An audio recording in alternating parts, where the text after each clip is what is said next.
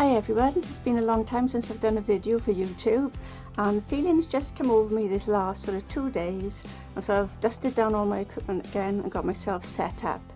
And what I'd like to start off with today is a simple mushroom, just a playful mushroom to, practice our skills and get the feel for watercolour.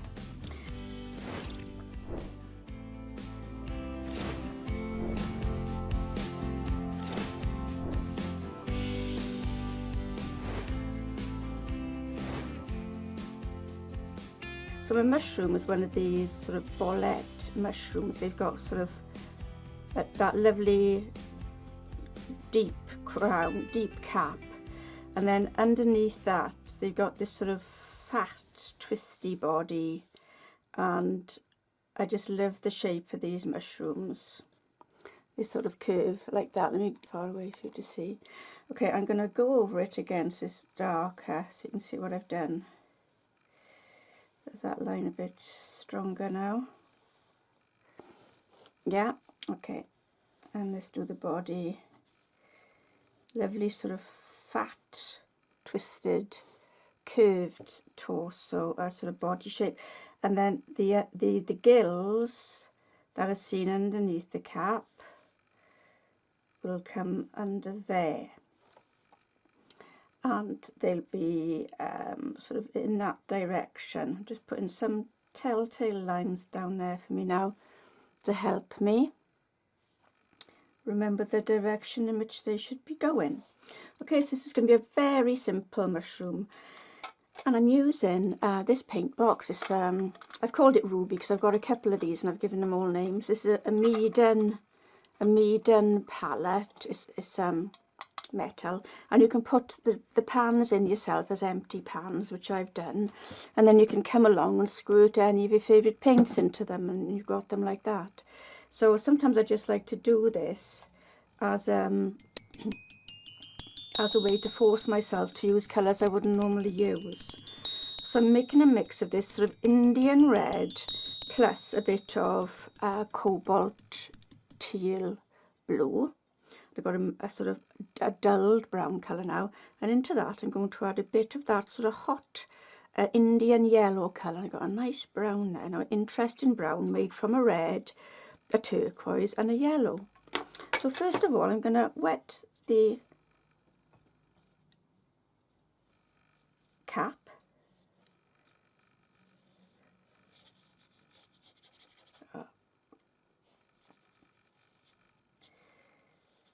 Just the top of the cap.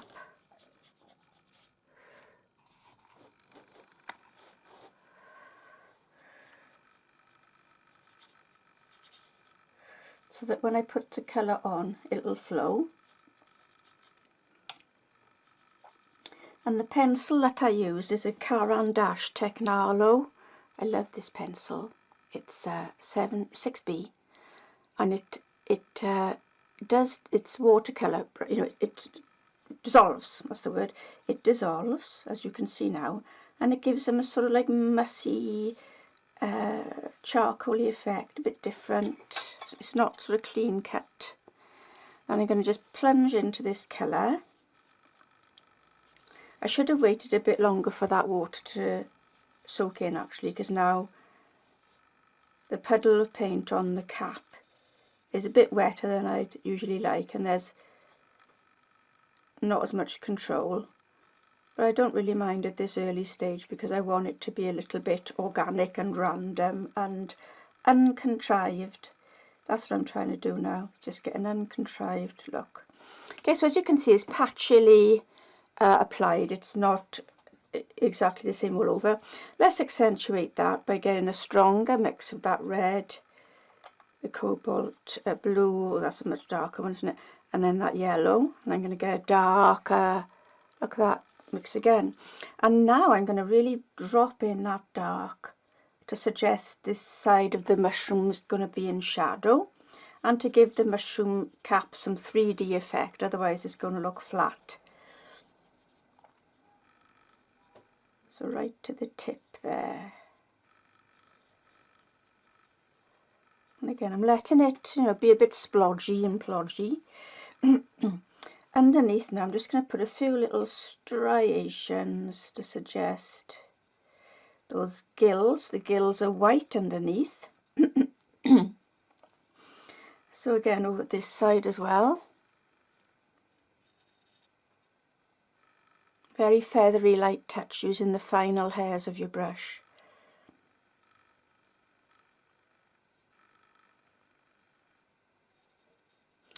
And then I'm going to add a little bit of shadow because under the cap there will not be as much light as near the edge of the cap, where it might be receiving some light bounce from the forest floor. Okay, so I'm putting a bit of shadow right tight under the cap there, and same with this bit. Not much you can do with this little slither because it's so small. And I'm going to rinse my brush, flick it, so I've got a moist brush now, and I'm going to just brush down a bit of that shadow so that it blends more gradually, but leave some white rim, leave some on the rim, okay? So you got that nice contrast. I want to go further with this cap now, and as it's drying it's going to get stronger and stronger when I apply the paint. So I'm using very little moisture on my brush. Oh sorry, I was off camera then. I'd picked up the red, the blue and the yellow again, and I think I want more red. It's too yellowy. Let's go for a really strong punch of that now, and maybe a little bit just over there to add a bit of contrast. And this is the strongest area. I want to put that in. And then scatter it across. Okay, so now we've got quite an organic looking cap. That's a bit too gappy, there was too much white there. And I think what I'll do now is just zoom out and leave that to dry naturally.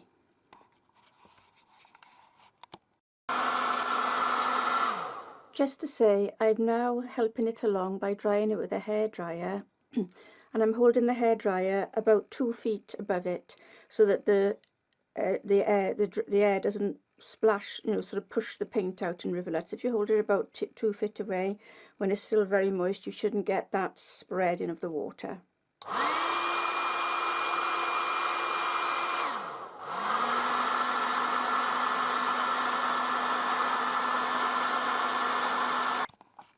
Okay, that's dry now and I'm ready to do the stalk. So what I'll do again is wet the entire area with clear water.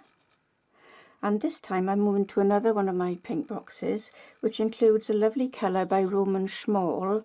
They're a Polish company that make handmade professional artist quality watercolours, and they really are priced very competitively as well. And one of my favourite colours of theirs is called Prisbris Grey. Apologies if I'm not pronouncing that properly, but that's sort of how I think it must be pronounced. And it's a beautiful grey, and you'll soon see now when it goes on here on the stalk.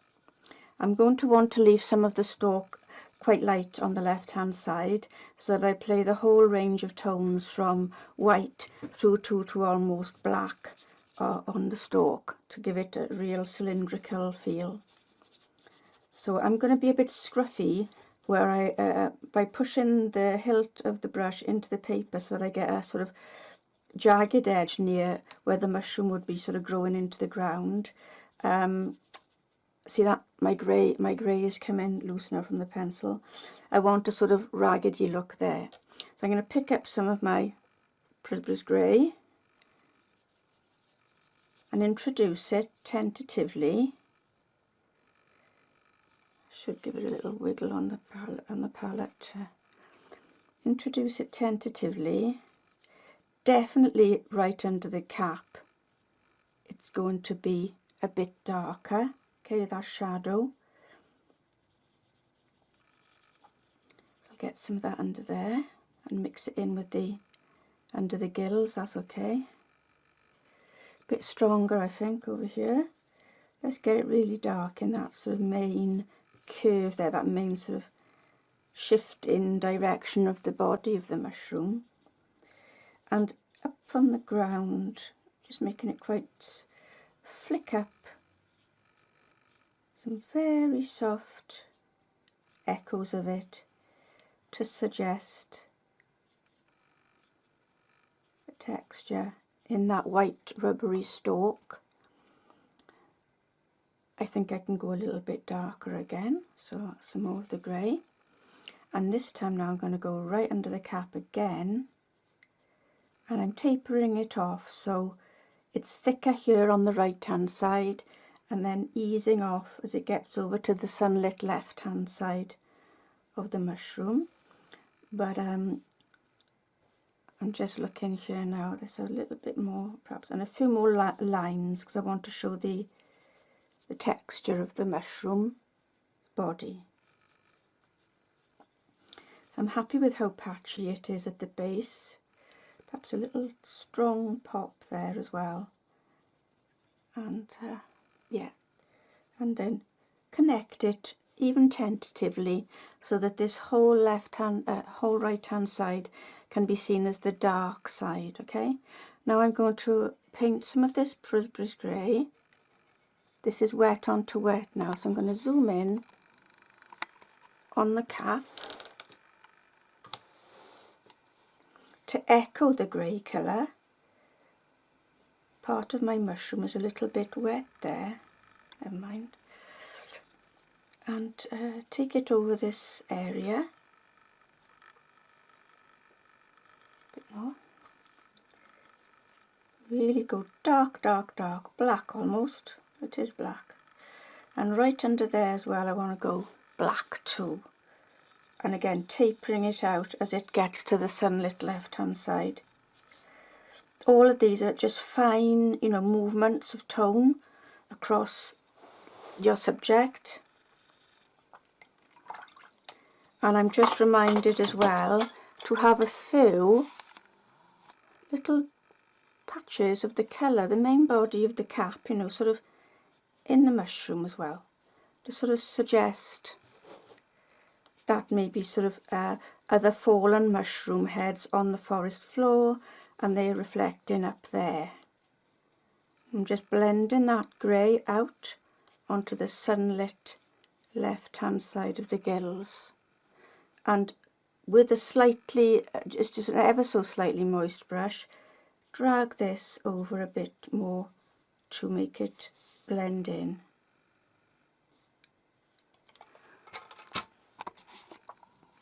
So that's how it's looking at the moment. This yellow is a little bit too distinct from the rest of the mushroom's body, isn't it? So let's coax it over. This is a slightly moist brush, so I'm just coaxing it over up to there.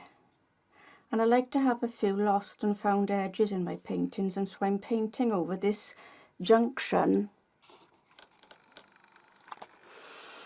where this lip of the cap, that edge of the stalk, and this lip of the gills outer edge join, and I'm just going to touch over them with a slightly moist brush and what I call fudging, just fudging over it. You know, the viewer knows it's there, but you can get away with losing it, and so your painting looks much less, you know, elementary. Then hopefully it looks a bit more what's the word, organic maybe, and a bit more maybe accomplished, because you don't feel the need to spell everything out, and that can add that sort of feeling to your painting. So I've lost that edge a bit now, and see, you can still see it's there, but now we've got some lost and found edges. The whole of the left hand side now is practically lost to the light, isn't it? This edge, the dark right hand edge, is found because we can see it against the white of the paper, but this edge is lost to the white of the paper, and we've more or less got a lost edge there under the gills on the left hand side of the mushroom. I'm just softening off with a slightly moist brush, very slightly, those gills there to soften them a bit more.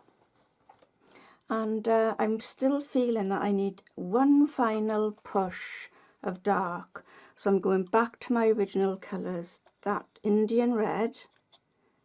I've got a little bit of moisture on my brush.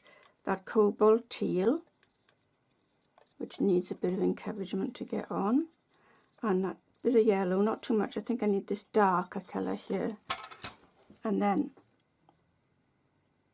go back final time. In order to get the outline, my reference photo and a posterised grayscale version of this mushroom, please use Buy Me a Coffee in the link below. Thank you.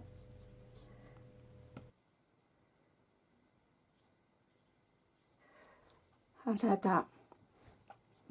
Okay, now lastly I want to carry some of this brown through again in some areas of the mushroom. Actually over into the grey area it can go as well to tie it in. So I'm just going to change my lighting here and see if it's less bright. Bear with me.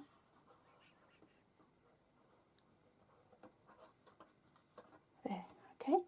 So that's the mushroom now. Again, I'm just going to give it a little bit of a dry, and then I'll come back to you to just talk about some more things we could do.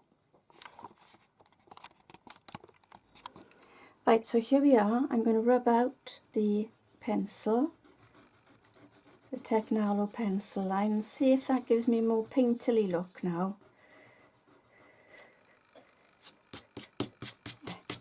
Yeah, I think that looks nicer, doesn't it? Because now we've got that, it's really sinking, it was sinking into the paper now.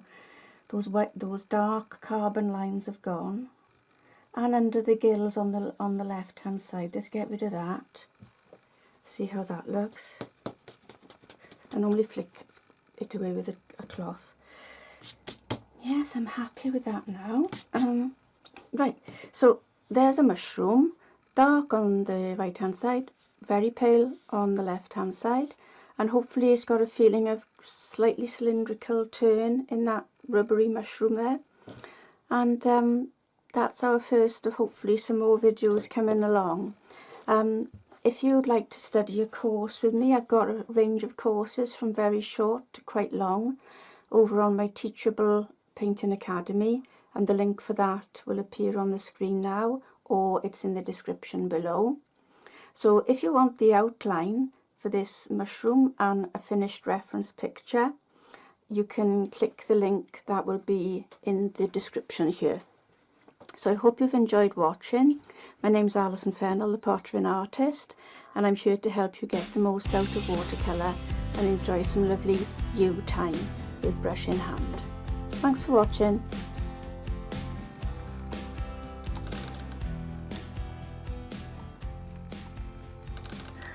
Watercolour Wizard is totally funded through Buy Me a Coffee. So if you fancy donating, that would be fantastic. I'll then send you a private link to join the Watercolour Wizard Gallery, where you can show your work and chat with other wizards. You'll also be automatically entered into a monthly video critique draw. Your work could be critiqued on film with at least 3 others and aired the first Friday of every month. Other freebies, such as a PDF of my groovy indie magazine or adorable Etsy printables, will be offered to a further 3 Buy Me a Coffee donors. Thanks, and see you next time.